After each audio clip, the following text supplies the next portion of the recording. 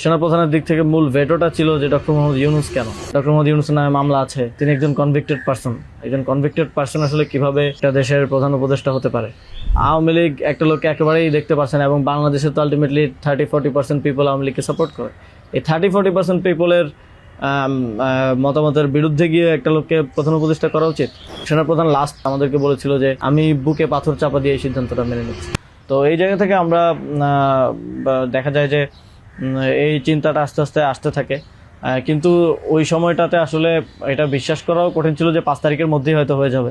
আমাদের তো এমনকি সশস্ত্র অভ্যুত্থানের প্রস্তুতিও ছিল। 5 তারিখ যদি আমরা সফল না হতাম, হয়তো আমরা অস্ত্র তুলে নেওয়ার। তবে এর আগে আমরা এটা অনুভব করি যে পরবর্তীতে আমরা আসলে দেশটার আসলে কি হবে শেখ হাসিনা চলে যাওয়ার পরে। সেই জায়গা থেকে মানে এটা কোনো কালেকটিভ ডিসিশন এরকম ছিল না, এমন না যে আমরা মিটিং করে ডিসিশন নিয়েছি যে ডক্টর ইউনূসকে প্রধান উপদেষ্টা বানানো হবে বা এরকম কিছু। তখন আমার মূলত যোগাযোগ হয় ইয়ার সাথে, যে যোগাযোগ হচ্ছিল আমেরিকান এম্বাসির কয়েকজনের সাথে। এর পাশাপাশি হচ্ছে সাবেক ছাত্রদলের এক বড় ভাই আছেন শামীম ভাই, উনি মিরপুরে অর্গানাইজার হিসেবে খুব ভালো ভূমিকা পালন করছিলেন। তো ওনার সাথে আমার যোগাযোগ হচ্ছিল। উনি মূলত ওনার যোগাযোগটা ছিল মূলত মুশফিকুল ফজল আনসারি ওনাদের সাথে আর কি। তো ওনার মাধ্যমে আমার ডক্টর আলী রিয়াজ, তারপর হচ্ছে বদির আলম মজুমদার স্যারদের সাথে যোগাযোগ হয়। ওনাদের সাথে আমি কথা বলি। 1 তারিখ যখন আমরা আমাদেরকে ডিবি থেকে ছেড়ে দেওয়া হয়, সেদিন প্রাথমিক কথা হয়, কিন্তু 2 তারিখ মূলত। কিন্তু আমার চিন্তাটা ছিল যে আমাদের যে অর্থনৈতিক ভঙ্গুর পরিস্থিতি, তারপরে একটা বিশেষ পরিস্থিতিতে আমরা সরকার গঠন করলে সেটার জাতীয় আন্তর্জাতিক যেই স্বীকৃতির ব্যাপার আছে, এগুলো আসলে ডক্টর মোহাম্মদ ইউনূস ছাড়া পসিবল হবে না। তো সেই জায়গা থেকে আমি বারবার যোগাযোগ করার চেষ্টা করি। পরে মহিন চৌধুরী স্যারের সাথে আমাকে কথা বলিয়ে দেন। সম্ভবত ওনার নাম্বার থেকেই প্রথম কথা বলা হয়, এবং স্যারকে আমি অ্যাপ্রোচ করার পরে স্যার আমাকে বললেন যে আমি হচ্ছে তোমরা অন্য কাউকে ভাবো। এটা সম্ভবত 3 তারিখ। স্যার বললেন যে, এবং স্যার কয়েকজনের নামও বললেন যে তোমরা ওনাদেরকে ভাবতে পারো। এর মধ্যে 2-1 আমাদের উপদেষ্টা পরিষদেও আছে এখন। স্যার বললেন যে আমার লাইফটা তো ডিফারেন্ট, আমি ওইখান থেকে আসবো কিনা। এবং উনি বলেন যে তাহলে, আমি যখন বললাম যে স্যার আপনাকে ছাড়া হবে না, আপনাকে আসতেই হবে, তখন উনি বললেন যে আমি ভেবে দেখি, তোমরাও ভাবো, যদি আদার কোনো বেটার অপশন পাওয়া যায় তাহলে তোমরা ভাবো, আর আমিও ভেবে তোমাদেরকে জানাবো।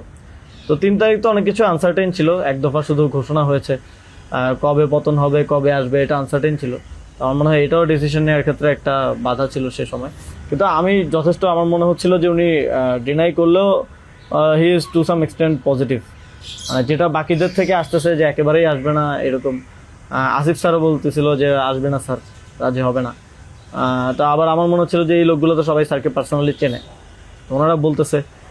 কিন্তু আমরা আমি ইনসিস্ট করি, এবং আমি তখন আসলে বাকিদেরকে জানিয়ে রাখছিলাম যে আমার স্যারের সাথে যোগাযোগ হচ্ছে। তখন এটা কোনো কালেকটিভ ডিসিশন ছিল না যে ওনাকে আমরা প্রধান উপদেষ্টা করবো। 5 তারিখ স্যার যখন সার্জারিতে ঢুকবেন, ঢোকার আগে হচ্ছে কথা হয়, যখন শেখ হাসিনা পালিয়ে গেল সন্ধ্যায়, আমরা চ্যানেল 24-এর অফিসে। তখন আমি স্যারের সাথে কথা বলতে চাই যে এখন তো পতন হয়ে গেছে, এখন একটা ডিসিশনে আসতে হবে।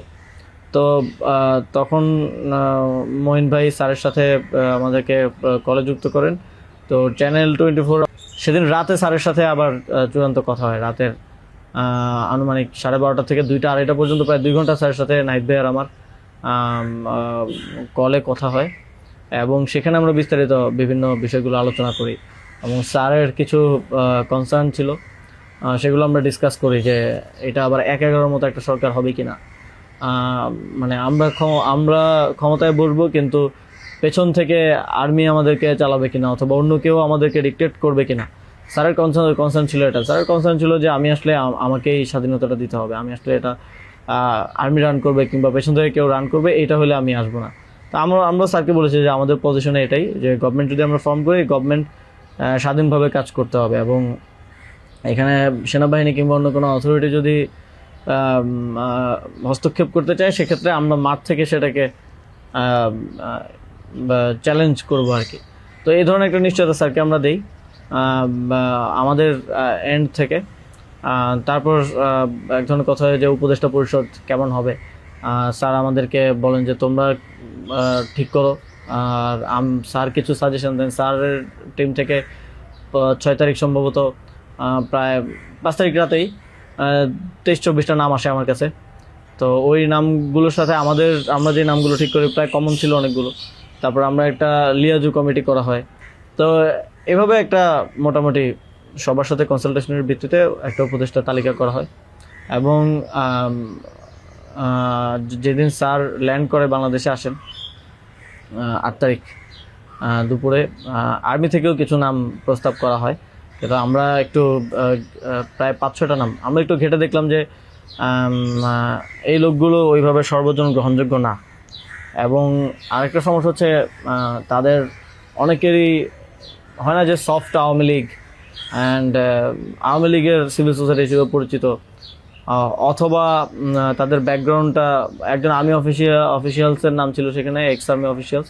তার ব্যাকগ্রাউন্ড আমরা দেখি যে তিনি ইন্ডিয়ায় তিনি 4 বছর ছিলেন এবং 4 বছরে তিনি কয়েকটা কোর্স করেছেন সেখানে।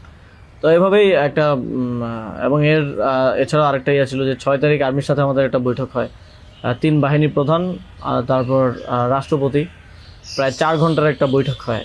যেটার মূল কথাটা ছিল যে সেনাপ্রধানের দিক থেকে মূল ভেটোটা ছিল যে ডক্টর মোহাম্মদ ইউনূস কেন, why not any other person.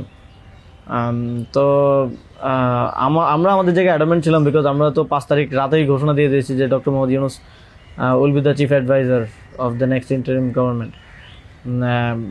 এবং সেটা এক ধরনের বৈপ্লবিক কায়দায় আমরা ভিডিও বার্তা দিয়ে ঘোষণা দিয়ে দিয়েছি। আমরা কোনো নিয়মের কিংবা সংবিধানের তোয়াক্কা সে সময়টাই করে নেই। কিন্তু উনি বারবার বলার চেষ্টা করছিলেন যে ডক্টর মোহাম্মদ ইউনূসের নামে মামলা আছে, তিনি একজন কনভিক্টেড পার্সন আসলে কিভাবে হতে পারে, একটা দেশের প্রধান উপদেষ্টা হতে পারে। তো আমরা যখন এগুলো ডিবাঙ্ক করতেছিলাম কথাগুলোকে যে এগুলো তো আওয়ামী লীগের সময়ের পলিটিক্যালি মোটিভেটেড মামলা, এই মামলা তো দেখা গেছে সবার নামে পাওয়া যাবে, আমাদের নামেও আছে। তো এটা বলার পর আবার ওনারা আরেকটা কথা বললেন যে সোসাইটির একটা বড় অংশ তো আসলে ওনাকে হেট করে। এবং বড় অংশ বলতে উনি তখন সরাসরি বলেছেন যে আওয়ামী লীগের অন্তর্বর্তীকালীন সরকারটা তো সবার কাছে গ্রহণযোগ্য হতে হবে। এখন আওয়ামী লীগ তো ডক্টর মোহাম্মদ ইউনূসকে 2 চোখে দেখতে পারে না, একদম অপছন্দ করে। তো এখন এই আওয়ামী লীগ একটা লোককে একেবারেই দেখতে পারছে না, এবং বাংলাদেশে তো আলটিমেটলি 30-40% পিপল আওয়ামী লীগকে সাপোর্ট করে। এই 30-40% পিপলের মতামতের বিরুদ্ধে গিয়ে একটা লোককে প্রধান উপদেষ্টা করা উচিত। তো আমরা তখন বললাম আওয়ামী লীগ এমন কিছু না যেটা নিয়ে এখন আমাদের কনসার্ন হওয়া উচিত। আওয়ামী লীগকে আমরা পরাজিত করেই এই প্ল্যাটফর্মে আসছি, এখানে আমরা বসছি। আওয়ামী লীগ কি চাইলেও না চলে এটা এখন আর ম্যাটার করে না কোনোভাবেই। কিন্তু উনি বারবার এই কথাটা ঘুরে ফিরে বলতেছিলেন যে এই সরকার তো একটা নির্বাচন আয়োজন করবে, এই জন্য বিএনপি আওয়ামী লীগ সবার কাছে এই সরকারের গ্রহণযোগ্যতা থাকা প্রয়োজন। আওয়ামী লীগ তো ডক্টর মোহাম্মদ ইউনূসকে একেবারেই দেখতে পারে না, ওনাকে আওয়ামী লীগ মেনে নেবে না উনি আসলে। কিন্তু আমাদের কথা ছিল যে আওয়ামী লীগ তো এখন আর এই মুহূর্তে ডিসিশন মেকিংয়ে আওয়ামী লীগ ম্যাটার করে না। একটা গণহত্যা ঘটনার পরে সে কি ভাবলো বা তার কি পজিশন, দ্যাট ডাজন্ট ম্যাটার।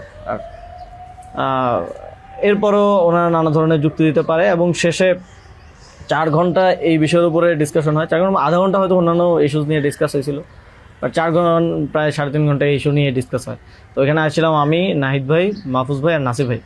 আর বাকি আমাদের সাথে যারা ছিল তারা বাইরে অপেক্ষা করছিল। আসিফ স্যার ছিল, তারপরে তানজিমুদ্দিন স্যারও ছিল, আরও সমন্বয়করা ছিলেন, আরও 10-12 জন, সবাই বাইরে অপেক্ষা করছিল আর কি এই 4 ঘন্টা। তো তারা বারবার 2বার হচ্ছে বিরতি দিয়ে আমাদেরকে আবার ভাবতে বলে আবার চলে যেত, আবার এসে আবারও একই জায়গা থেকে কথা শুরু করতো। মানে আমরা বুঝতে পারছিলাম যে ডক্টর মোহাম্মদ ইউনূসকে এখানে এস্টাবলিশমেন্ট কোনোভাবেই চাচ্ছে না।